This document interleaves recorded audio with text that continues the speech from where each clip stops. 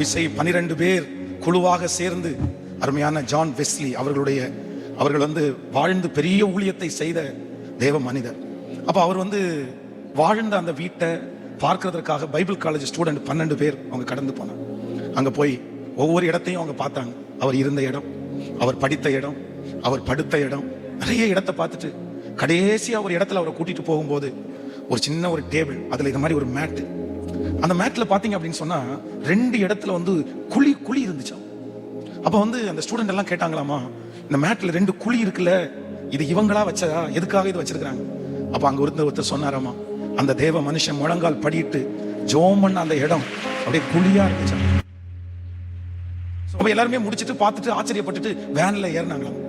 1 2 நம்பர்னு செக் பண்ணா ஒருத்தர் காணோம், இன்னும் ஒரு பையனை காணோம் அப்படின்னு சொல்லி தொலாவி போய் எங்க இருக்கான்னு பார்த்தா அந்த தேவ மனுஷன் முழங்கால் படிட்ட அந்த இடத்துல அந்த 2 குழியிலையும் தன்னுடைய முழங்கால வச்சு, ஆண்டவரே இன்னொரு விசை, இன்னொரு விசை, இன்னொரு விசை, என்ன நம்ப மாட்டீங்களா?